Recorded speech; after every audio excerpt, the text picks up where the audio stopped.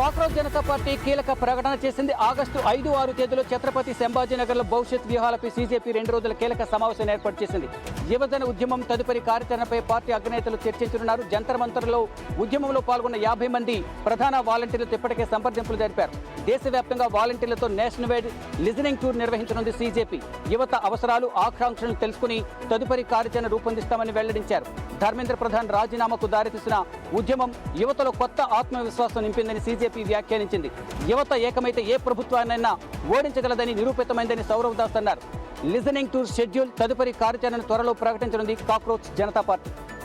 ఉజ్జయిని మహంకాళి అమ్మవారి దేవాలయంలోని రంగం కోసం ప్రజలందరూ కూడా ఎదురు చూస్తూ ఉంటారు. మరైతే ఈసారి అమ్మవారు చాలా ఆగ్రహంగా ఉన్నారు అని కూడా చెప్పుకొచ్చారు. ఇదే కాకుండా ఈ సంవత్సరం అంతా కూడా కుంభవృష్టి వర్షాలు పడతాయి, అగ్ని ప్రమాదాలు చోటు చేసుకుంటాయి, అలాగే ప్రాణ నష్టం కూడా జరుగుతుంది అని చెప్పారు. ముఖ్యంగా ఆమె సంతోషంగా లేను అని, ఆమె చెప్పినట్టు ప్రతిష్ఠ చేయలేదు అని చెప్పి కూడా ఆగ్రహం వ్యక్తం చేశారు. మరొక 6 నెలల్లోని విగ్రహ ప్రతిష్ఠ కనుక చేయకపోతే ప్రాణ నష్టం జరుగుతుంది అని చెప్పి కూడా తీవ్రంగా హెచ్చరించారు. జోగిని శ్యామలాదేవి మరోసారి వార్తల్లో నిలిచారు. నిన్న జరిగినటువంటి సికింద్రాబాద్ అమ్మవారి బోనాల సందర్భంగా వీఐపీల కోసము పెద్ద సాధారణ ప్రజలు కానీ బోనం ఎత్తుకున్న మహిళలకి దర్శనం ఆపేశారు. దీనివల్ల చాలా ఇబ్బందులు పడ్డారు.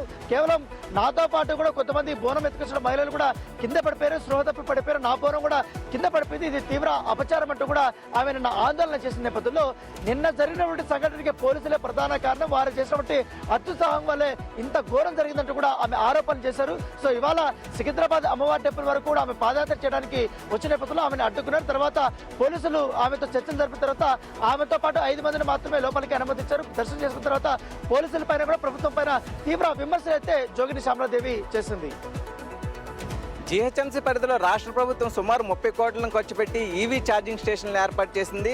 అవి మాదాపూర్, అలాగే బంజారా హిల్స్ ప్రాంతాల్లో, అలాగే హైదరాబాద్లో మరికొన్ని ప్రాంతాల్లో ఏర్పాటు చేసింది. సుమారు 160 ఛార్జింగ్ స్టేషన్లు ఏర్పాటు చేస్తే అందులో ఇప్పుడు సగానికి పైగా నిరుపయోగంగా పడి ఉన్నాయి. కొన్ని ప్రాంతాల్లో అయితే మాత్రం, కొన్ని ఛార్జింగ్ స్టేషన్లు అయితే మాత్రం అక్కడ ఉన్నటువంటి ఎక్విప్మెంట్స్ను దొంగలు ఎత్తుకుపోయారు. అయితే దీనిపై మాత్రం అధికారులు ఎవరు కూడా నోరు మెదపడం లేదు. మరోవైపు ఈవీ ఛార్జింగ్ చేసుకునేటువంటి వాహనదారులు మాత్రం దీనిపై రాష్ట్ర ప్రభుత్వం స్పందించాలని, వెంటనే ఈ సమస్యలన్నింటి కూడా పరిష్కారం చూపాలని వారంతా కోరుకుంటున్నారు.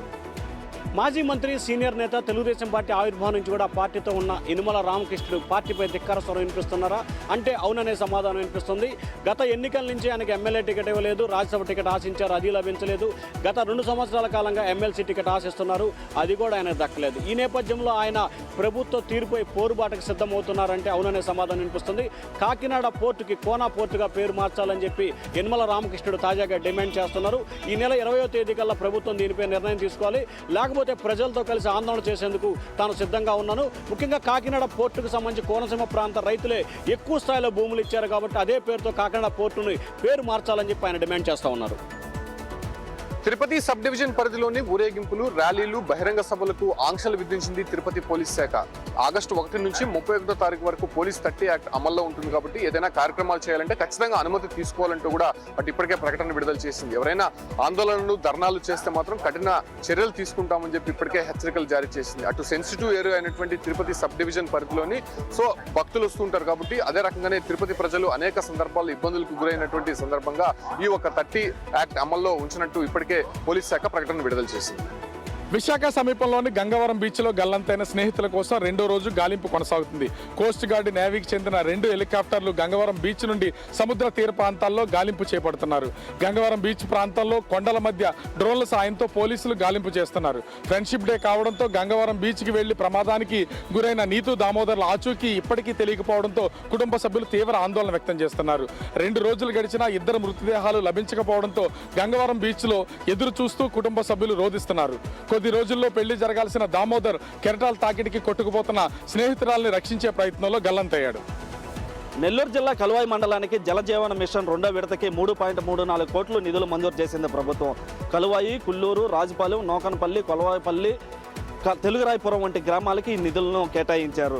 ఈ నిధుల్ని అత్యధికంగా కలువాయికి 74 లక్షలు, కుల్లూరుకి 54 లక్షలను ఈ యొక్క నిధులను కూడా కేటాయించడం జరిగింది. అయితే ఈ నిధుల ద్వారా ఆ యొక్క గ్రామీణ ప్రాంతాల్లో ఉండే ఓవర్ హెడ్ నీటి ట్యాంకులు, పైప్ లైన్ నిర్మాణ పనులు చేపట్టనున్నారు.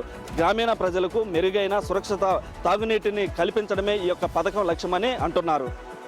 అనపవరం మండలంలో బైక్ అదుపు తప్పి తల్లి, బిడ్డ అక్కడికక్కడే మృతి చెందిన విషాద సంఘటన చోటు చేసుకుంది. తూర్పుగోదావరి జిల్లా ఉండ్రాజవరం మండలానికి చెందిన గంధం వంశీకృష్ణ భార్య 2 ఏళ్ల బిడ్డతో కలిసి గణపవరం మండలం బయలుదేరాడు. మధ్యలో వీరభద్రాపురం దగ్గర స్పీడ్ బ్రేకర్ని చూసుకోకపోవడంతో బైక్ ఒకసారిగా అదుపు తప్పింది. భార్య లావణ్య ఎలక్ట్రిక్ స్తంభాన్ని ఎగిరి వెళ్లి గుద్దుకుని అక్కడికక్కడే చనిపోగా బిడ్డ కీర్తన కూడా రోడ్డు గాయం తగలడంతో తీవ్రంగా రక్తస్రావం అయిందని స్థానికులు చెప్తున్నారు. 108లో ఇద్దరిని ఏలూరు ప్రభుత్వ ఆసుపత్రికి తరలించారు. అయితే అప్పటికే లావణ్య బిడ్డ కీర్తన కూడా చనిపోయినట్లు వైద్యులు ప్రకటించారు. దీంతో ఉండ్రాజవరం మండలంలో విషాద ఛాయలు అలుముకున్నాయి.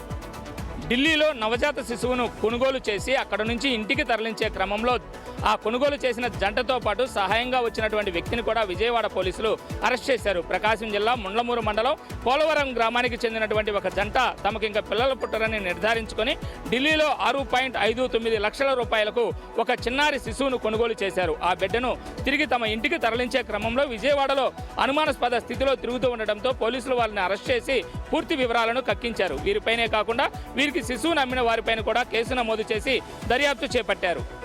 నిజామాబాద్ జిల్లాలో 545 గ్రామ పంచాయతీలు గాను 128 గ్రామ పంచాయతీల్లో పెద్ద ఎత్తున నిధులు దుర్వినియోగం అయ్యాయని ప్రచారం జరుగుతుంది. ముఖ్యంగా బాల్కొండ నియోజకవర్గంలో ఉన్న పంచాయతీల్లో ఖచ్చితంగా ఆడిటర్లకు 30,000 ఇస్తే ఆ నిధులన్నీ కూడా క్లియర్ చేస్తామంటూ ఒక పక్క ప్రచారం జరుగుతుంది. అది ఎంతవరకు నిజమనేది తేలాలి. కానీ 2025-26కు సంబంధించి ఆడిట్ జరుగుతుంది. ఈ ఆడిట్లో చాలా పెద్ద ఎత్తున నిధులు దుర్వినియోగం చేసినట్టుగా గుర్తిస్తున్నారు. అధికారులు కూడా ఈ కోణంలో విచారణ చేస్తున్నారు.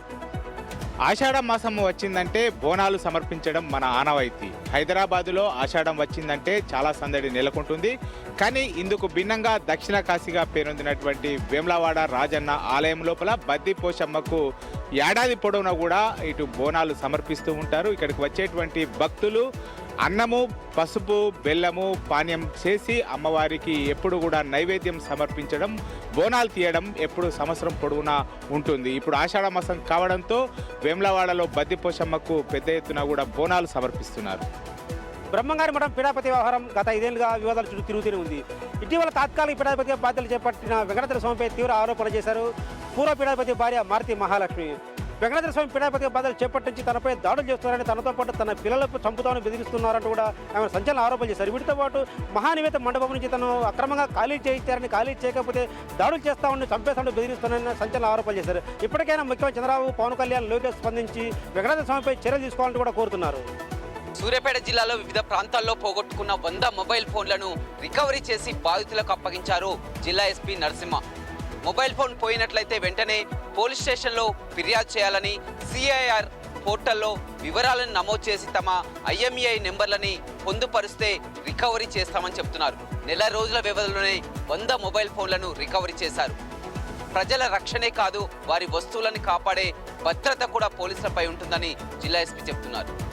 వరంగల్ జిల్లా వర్ధనపేటలోని ప్రభుత్వ ఎస్టీ బాలికల హాస్టల్లో విద్యార్థులు అస్వస్థతకు గురయ్యారు. ఉదయం టిఫిన్ చేసిన గంట తర్వాత కడుపు నొప్పి, వాంతులు రావడంతో వెంటనే హాస్టల్ సిబ్బంది వర్ధనపేట ఏరియా ఆసుపత్రికి తరలించారు. 25 మంది విద్యార్థులకు ప్రస్తుతం ఆసుపత్రిలో చికిత్స కొనసాగుతుంది. విషయం తెలియగానే DRDO అధికారులు, రెవెన్యూ అధికారులు హాస్పిటల్ చేరుకొని విద్యార్థుల యోగక్షేమాలు అడిగి తెలుసుకున్నారు. అయితే ఎవరికి ఎలాంటి ప్రాణాపాయం లేదని వైద్యులు చెప్పారు. ప్రస్తుతం కొంతమందికి డీహైడ్రేషన్ కావడము, మరికొంతమంది అపరిశుభ్రత కారణంగా అనారోగ్యానికి గురయ్యారని, త్వరలోనే వాళ్ళందరినీ మళ్ళీ డిశ్చార్జ్ చేస్తామంటూ వైద్యులు చెప్తున్నారు. ఇక హాస్టల్లో పరిశుభ్రతపై పూర్తి స్థాయిలో తనిఖీలు చేయాలంటూ రెవెన్యూ అధికారులకు జిల్లా కలెక్టర్ ఆదేశాలు జారీ చేశారు. ఇక వాళ్ళకు అందించినటువంటి ఆహారంపై కూడా పూర్తి స్థాయిలో పరీక్షలు జరపాలంటూ అధికారులు ఆదేశాలు జారీ చేశారు.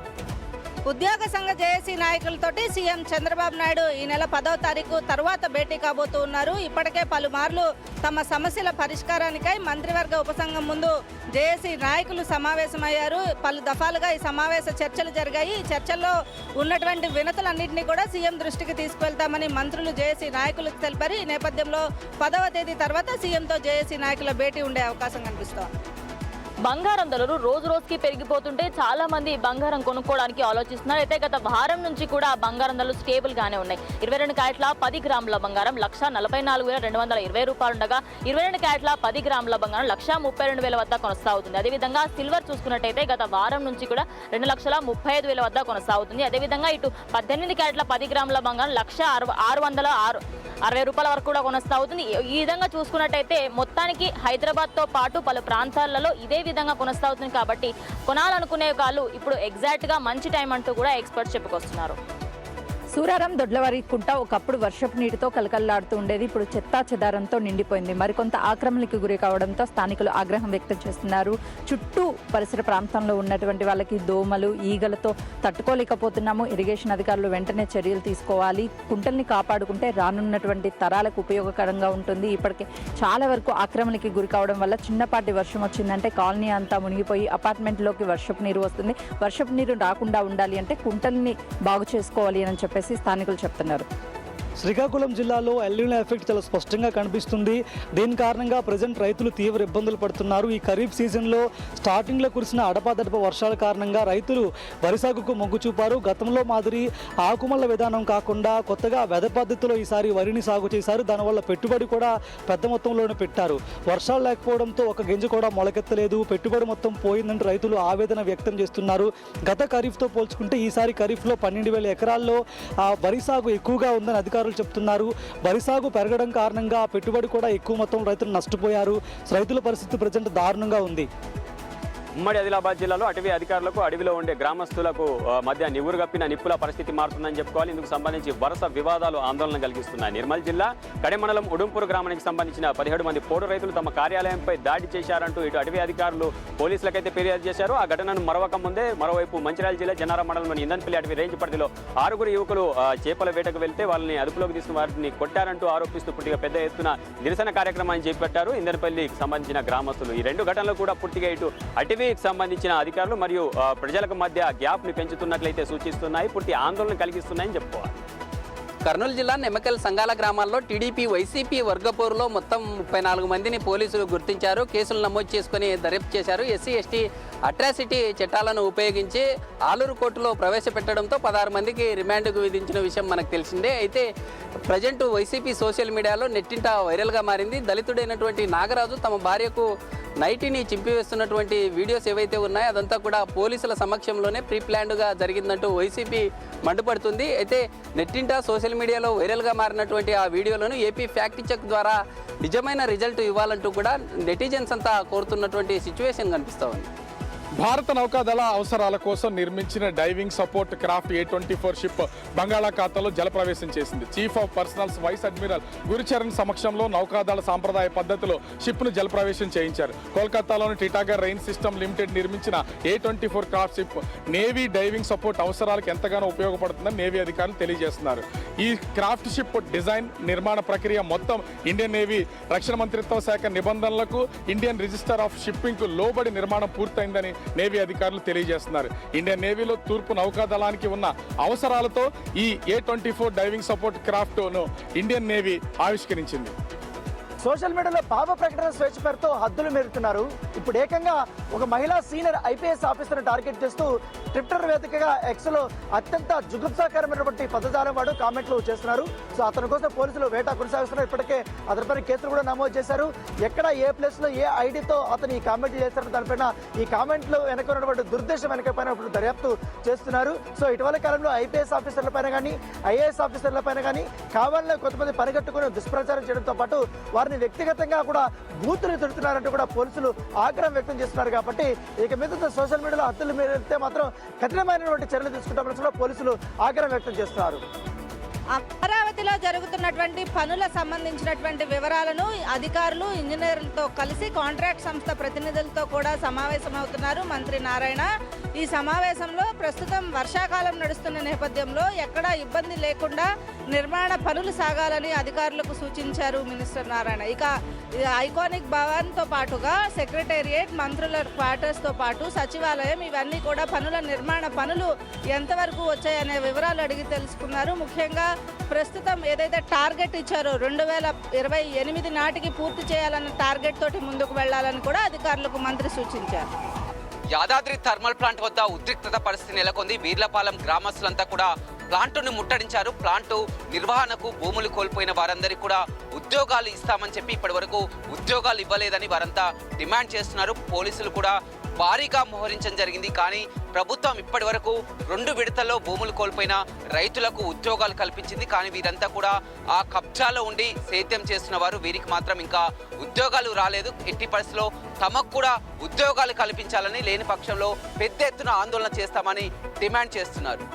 తెలంగాణలో స్థానిక సంస్థల ఎన్నికలకు కాంగ్రెస్ ప్రభుత్వం కసరత్తు చేస్తున్నట్లు కనబడుతుంది. ఇప్పుడు సర్ ప్రక్రియ ఉండడం వల్ల పులి స్టాప్ పెట్టినటువంటి కాంగ్రెస్ ప్రభుత్వం సర్ ప్రక్రియ ముగిసిన తర్వాత స్థానిక సంస్థల ఎన్నికలకు పచ్చజెండా ఊపనున్నట్టు తెలుస్తుంది. ముఖ్యంగా చూసుకున్నట్టయితే జిహెచ్ఎంసీని ఇప్పటికే 3 భాగాలుగా విభజించారు. ఈ 3 కార్పొరేషన్లతో పాటు ఖమ్మము, అదేవిధంగా వరంగల్ కార్పొరేషన్ ఎన్నికలు, ఆ తర్వాత జడ్పీటీసీ, ఎంపీటీసీ ఎన్నికలు ఇవి పెట్టే అవకాశాలు కనబడుతున్నాయి. అయితే ముందుగా కార్పొరేషన్ ఎన్నికలు పెట్టాలా లేకపోతే జడ్పీటీసీ ఎన్నికలు పెట్టాలనేది కూడా కాంగ్రెస్ ప్రభుత్వం యోచిస్తున్నట్టు తెలుస్తుంది. ముఖ్యంగా చూసుకున్నట్టయితే అక్టోబర్ వరకు సర్ ప్రక్రియ ఉంది. అక్టోబర్లో సర్ ప్రక్రియ పూర్తవుతుంది. ఆ తర్వాత కొత్త ఓటర్ లిస్టు వస్తుంది. కొత్త ఓటర్ లిస్టు వచ్చిన తర్వాత ఆ ఓటర్ లిస్టుకు అనుగుణంగా స్థానిక సంస్థల ఎన్నికలను నిర్వహించడానికి ప్రభుత్వం యోచిస్తుంది.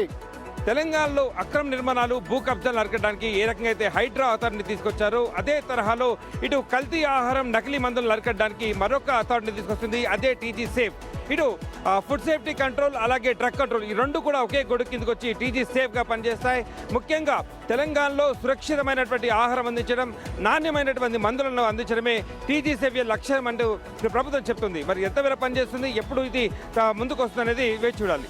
సత్యవేడ్ నియోజకవర్గం నారాయణవనంలోని శ్రీ వేదనారాయణ స్వామి ఆలయంలో 5 వ్యక్తులు పుట్టినరోజు వేడుకలు చేసుకోవడంపై టీటీడీ సీరియస్ అయింది. నిన్న 5 మంది లోపలికి వెళ్లి సెల్ ఫోన్ తీసుకుని వెళ్లడమే కాకుండా అక్కడ పుట్టినరోజు వేడుకలు సంబరాలు చేసుకోవడం సోషల్ మీడియాలో వైరల్ అయింది. ఆ వీడియోలు తీసి సోషల్ మీడియాలో పెట్టడమే కాకుండా అక్కడ 100 రూపాయల నోట్లతో అతని పైన చల్లుతూ చాలా విచ్చలవిడిగా ప్రవర్తించినటువంటి తీరు అసభ్యకరంగా, అవమానకరంగా ఉందంటూ అటు భక్తులు మాత్రం పూర్తిగా ఫైర్ అవుతున్నారు. సో దీనిపైన టీటీడీ 5 మంది పైన కేసు నమోదు చేయాలని చెప్పి ఇప్పటికే పోలీసులకి ఫిర్యాదు ఇచ్చినటువంటి నేపథ్యంలో 5 మంది పైన కేసు నమోదు చేసే అవకాశం అయితే కనిపిస్తోంది. గ్రేటర్ హైదరాబాద్ పరిధిలో మరోసారి చిట్టీల పేరుతో భారీ మోసం వెలుగులోకి వచ్చింది. రాజేంద్ర నగర్ పోలీస్ స్టేషన్ పరిధిలోని బుద్వేల్ ప్రాంతాలకు చెందినటువంటి అశోక్ అనే వ్యక్తి చిట్టీల పేరుతో 3 కోట్ల రూపాయలను వసూలు చేసి తన భార్యతో అక్కడి నుంచి వడాయించాడు. ఈ విషయం తెలుసుకున్నటువంటి చిట్టీలు వేసిన వారు తన ఇంటికి వెళ్ళేసరికి తన ఇంటికి తాళం వేసి ఉండడంతో అక్కడ ఉన్నటువంటి చిట్టీలు వేసిన వారు లబోదీపమంటూ కన్నీరు పెట్టుకున్నారు. కష్టపడి సంపాదించినటువంటి కోట్ల రూపాయలు ఈ విధంగా పోయాయి అనేసి కూడా వారంతా పేర్కొన్నారు. వెంటనే అక్కడ ఉన్నటువంటి స్థానిక పోలీస్ స్టేషన్ ఫిర్యాదు చేయడంతో కేసు నమోదు చేసుకున్నటువంటి పోలీసులు దర్యాప్తు చేస్తున్నారు. అతని వద్ద చిన్న వ్యాపారులు అలాగే మధ్యతరగతి వారు కూడా అతని వద్ద చిట్టీలు వేశారు. అయితే ఇప్పుడు అతడు ఇక్కడి నుంచి ఈ విధంగా వడాయించడంతో వారంతా కూడా కన్నీరు పెట్టుకుంటున్నారు. సత్యసాయి జిల్లా కదిరి శివాలయంలో ప్రత్యేక మహాయాగాన్ని నిర్వహించారు. జిల్లాలో వర్షాలు పడాలి, ప్రకృతి అనుకూలంగా మారాలి, రైతులకు మెరుగైన పంట దిగుబడి రావాలని కదిరి లక్ష్మీ నరసింహస్వామి దేవస్థానం ఆధ్వర్యంలో ఈ మహాయాగాన్ని నిర్వహించారు. ప్రధాన అర్చకుల వేద మంత్రోచ్చారణల మధ్య ప్రత్యేక మహాయాగాన్ని నిర్వహించారు.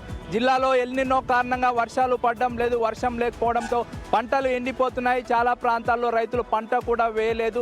రైతులు అప్పుల ఊబిలో కూరుకుపోతున్న సందర్భంలో రైతులు సుభిక్షంగా ఉండాలి, ప్రకృతి అనుకూలంగా మారాలని కదిరి లక్ష్మీ నరసింహస్వామి దేవస్థానం ఆధ్వర్యంలో ఈ ప్రత్యేక మహాయాగాన్ని తలపెట్టారు. మేడ్చల్ జిల్లాలోని దారుణమైన ఘటన చోటు చేసుకుంది. ముఖ్యంగా భార్యాభర్తలు ఇద్దరి మధ్య కూడా కొన్ని రోజులుగా గొడవలు నడుస్తూ ఉన్నాయి. ఈ నేపథ్యంలోని భార్యకి తాగుడు అలవాటు ఉన్నట్టుగా కూడా తెలుస్తుంది. మరి అయితే ఎక్కువ తాగేసి తన యొక్క 8 నెలల పసికందుని చెరువు దగ్గర తీసుకొని వెళ్ళి ముంచి చంపే ప్రయత్నం కూడా చేసింది. అయితే దురదృష్టశాతం పాప చనిపోవడం కూడా జరిగింది. చుట్టుపక్కల ఉన్న స్థానికులు వెంటనే స్పందించి పాపను బయటకు తీసేసరికి అప్పటికే మృతి చెందినట్టు కూడా తెలుస్తోంది. వెంటనే ఆ తల్లిని పోలీసులకి అప్పచెప్పినట్టుగా కూడా తెలుస్తోంది. సంగారెడ్డి జిల్లా పటాన్చెరు మండలం రుద్రారంలో ఉన్న 150 ఎకరాల చెరువు ఇప్పుడు కెమికల్ స్టోరేజ్గా మారిపోయింది.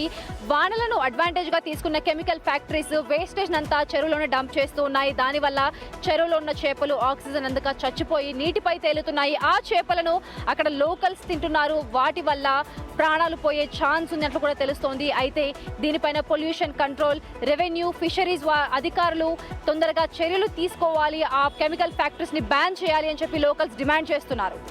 తెలంగాణ రాష్ట్రంలోని మూసీ నదిని చూస్తే అందరికీ కూడా వ్యాక్కనాలనిపిస్తుంది. అంత దారుణంగా ఉంది. ఎందుకంటే రోజు రోజుకి దానికి సంబంధించి సీవేజ్ చెత్తతో పాటు ఇప్పుడు ఫార్మా చెత్త కూడా అందులోకే వెళ్తుంది. అయితే ఇప్పటికే 1635 టన్నుల వరకు కూడా అందులో చెత్తనంతా కూడా జమ చేస్తున్నారని, దీనికి సంబంధించి ఎవరూ పట్టించుకోవట్లేదు. ఆ మూసీకి సంబంధించిన దానిపైనే ఆధారపడిన ప్రజలందరి ఆరోగ్యం ఏమవ్వాలి అంటూ ప్రజెంట్ వస్తున్న ఆర్టికల్స్ అదేవిధంగా అన్నీ చూస్తూ ఉంటే కూడా షాక్కి గురవుతున్న పరిస్థితి నెలకొంది. అదేవిధంగా 14 పెద్ద పెద్ద ఇండస్ట్రీలో ఫార్మా ఇండస్ట్రీల చెత్త అంతా కూడా మూసీలోకి వెళ్తుంది. మరి దాన్ని ఎప్పుడు క్లీన్ చేస్తారు? అదే కాకుండా హైదరాబాద్లో ఉన్న సగం చెత్త అంతా మూసీ దగ్గర కనిపిస్తుంది. మరి దాన్ని ఎప్పుడు క్లీన్ చేస్తారు ఏంటి అని చెప్పేసి ఇప్పటికే గవర్నమెంట్కి చాలా మంది పిటిషన్ని కూడా దాఖలు చేశారు. కొడవలూరు మండలం రాచర్లపాడు 16వ జాతీయ రహదారిపై రోడ్డు ప్రమాదం చోటు చేసుకుంది. గుర్తు తెలియని వాహనం బైక్ను ఢీకొనడంతో బైక్పై వెళుతున్న 2 యువకులు మృతి చెందారు. మృతి చెందిన యువకులది ఒడిశా రాష్ట్రం భద్రాద్రి జిల్లా రామ్నగర్కి చెందిన వ్యక్తులుగా పోలీసులు గుర్తించారు. అయితే వీరు బిఎంఆర్ హ్యాచరీలో పనిచేస్తూ ఉంటారు. మృతి చెందినటువంటి వారిలో ఒకరిది పుట్టినరోజు కావడంతో రాజుపాలెంకి వెళ్ళి కేకును తెచ్చుకునేటువంటి క్రమంలో ఈ ప్రమాదం చోటు చేసుకుంది. అయితే పోలీసులు ఈ యొక్క గుర్తు తెలియని వాహనం కోసం గాలింపు చర్యలు చేపట్టారు. మరోవైపు కేసు నమోదు చేసి విచారణ చేపట్టారు.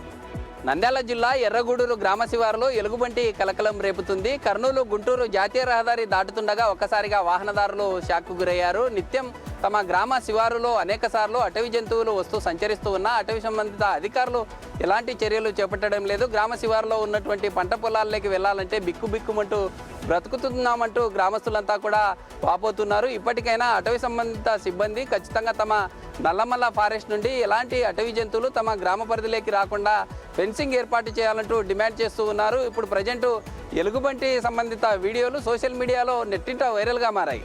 సిఎంఆర్ స్కామ్లో ధాన్యం కేటాయింపులపైన అధికారుల యొక్క పాత్ర, తర్వాత అధికారులు వ్యవహరించినటువంటి తీరుపైన ఇప్పుడు ఉచ్చు బిగుస్తుంది. డిఫాల్టర్గా ఉన్నటువంటి రైస్ మిల్లర్లకు ధాన్యం కేటాయింపు చేయడం పైన ఇటీవల విజిలెన్స్ దాడులు జరుగుతున్నటువంటి నేపథ్యంలో చాలా అక్రమాలు జరిగినట్టుగా వెలుగులోకి వచ్చాయి.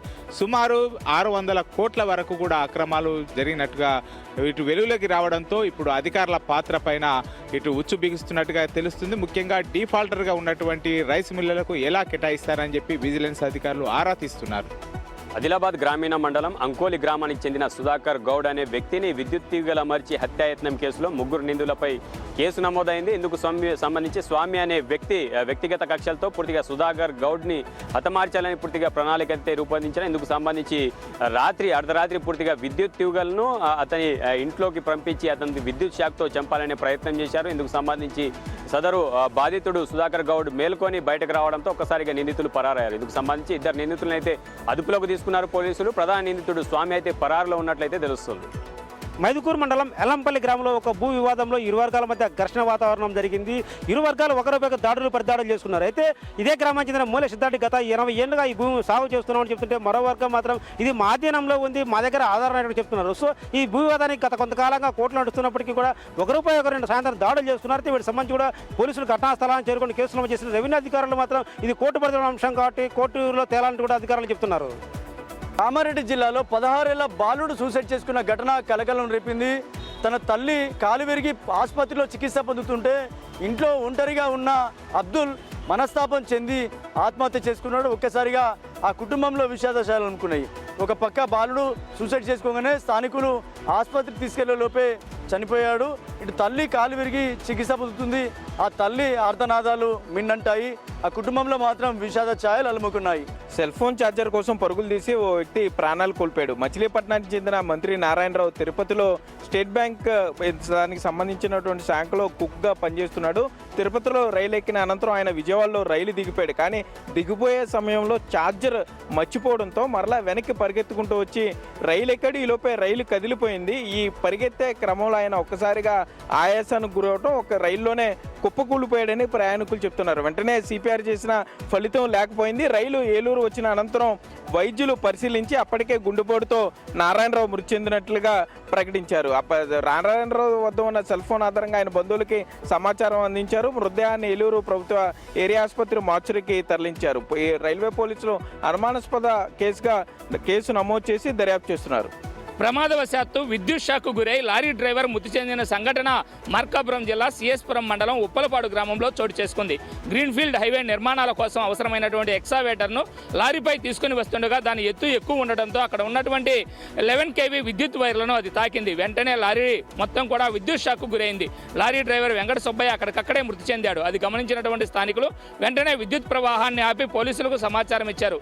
ఘటనా స్థలానికి వచ్చినటువంటి పోలీసులు కేసు నమోదు చేసి దర్యాప్తు చేస్తున్నారు.